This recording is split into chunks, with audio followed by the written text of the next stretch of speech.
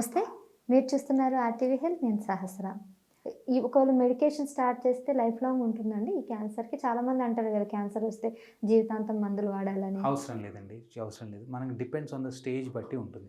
మనకు గనక స్టేజ్ 1లో గనక డిటెక్ట్ చేయగలిగితే స్టేజ్ 1A మళ్ళీ 1A, 1B అని డివైడ్ చేస్తాం. స్టేజ్ 1Aలో గనక డిటెక్ట్ చేయగలిగితే మనకి ఓన్లీ సర్జరీతో పాటు simple laparoscopy surgery which is 2 days hospital స్టేతోని కంప్లీట్‌గా క్యూర్ అయ్యే అవకాశాలు 90-95% ఉంటాయి. ఓకే. ఈవెన్ మీరు అదే రోజు సేమ్ డే మీరు మీ ఆహారం తినొచ్చు. సేమ్ డే మీరు వాష్‌రూమ్‌కి వెళ్ళొచ్చు. నెక్స్ట్ డే అంతా బాగానే ఉంటే 48 అవర్స్ తర్వాత మిమ్మల్ని హాస్పిటల్ నుంచి కూడా డిశ్చార్జ్ చేస్తాం. హాస్పిటల్ నుంచి డిశ్చార్జ్ అయిన తర్వాత మీరు రొటీన్ మీరు ఇంట్లో వంట పని, ఇంట్లో పనులు అన్నీ చేసుకోవచ్చు. మీరు ఆఫీస్‌కి వెళ్తుంటే ఆఫీస్‌కి వెళ్ళిపోవచ్చు. 48 అవర్స్ వర్క్ ఫ్రమ్ హోమ్ చేసుకోవచ్చు.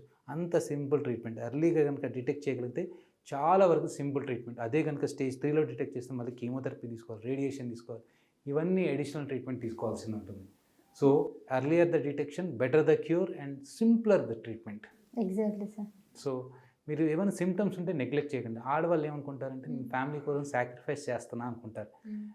అదే కనుక ఏమైనా ఇబ్బంది వాళ్ళ హస్బెండ్ కానీ ఏమైనా వచ్చే వెంటనే రియాక్ట్ అవుతారు. అదే వాళ్ళకు వస్తే వాళ్ళు రియాక్ట్ అవ్వరు. చాలా వరకు చాలా హైడ్ చేస్తుంటారు. నాకేం కాలేదు, నాకేం కాలేదు, నేను అంత బాగానే ఉన్నాను హైడ్ చేస్తూ చాలా డిలే చేస్తూ మా దగ్గరికి వస్తుంటారు. సో మీరంతా నెగ్లెక్ట్ చేయకండి. ఈ ఈ ఈ క్యాన్సర్ అనేది ఎక్కువగా ఏ వయసు వారికి వస్తూ ఉంటుంది? మీ దగ్గర ఆల్రెడీ చూసే ఉంటారు కదా రిపోర్ట్ ప్రకారం. అరౌండ్ 50s, 60s అనేది ఈ క్యాన్సర్ అనేది మోస్ట్ కామన్. ఈ గర్భసంచి క్యాన్సర్ అనేది. సర్వైకల్ క్యాన్సర్స్ అరౌండ్ 40sలో కామన్. బ్రెస్ట్ క్యాన్సర్ అరౌండ్ 40sలో కామన్.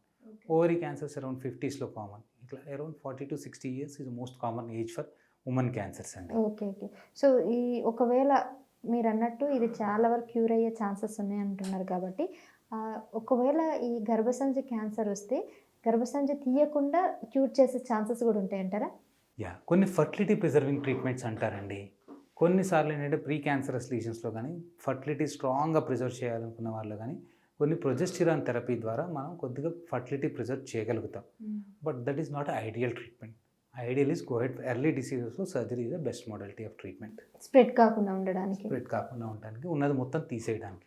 అంటే మీ వాళ్ళకి ఇచ్చే సజెషన్ ఏంటంటే ఫ్రీజింగ్ ఆప్షన్ అంతే. ఫ్రీజింగ్. వాళ్ళకి ఫర్టిలిటీ ప్రిజర్వింగ్ ఆప్షన్ ఏం చేస్తామంటే వాళ్ళకి అట్లీస్ట్ ఒక 15 days టైం ఇస్తాం గైనకాలజిస్ట్కి, అదే ఇన్ఫర్టిలిటీ స్పెషలిస్ట్కి.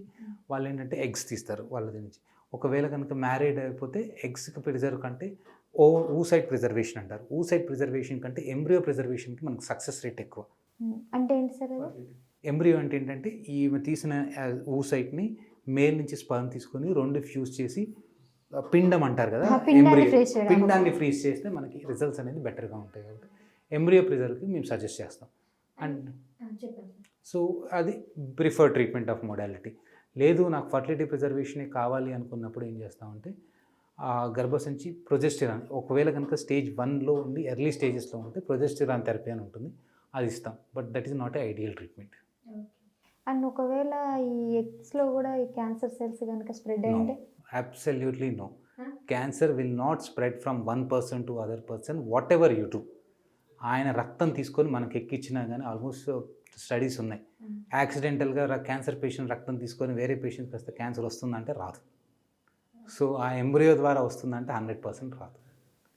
అందులో కనుక ఏమన్నా ఆ ఫీమేల్లో ఆల్రెడీ వాళ్ళ పేరెంట్స్ నుంచి ఏమైనా జీన్స్ మ్యూటేషన్ వస్తే అది ట్రాన్స్మిట్ అవుతుంది, కానీ ఆమె క్యాన్సర్ అనేది ఎంబ్రియో ద్వారా పిల్లలకి రాదు.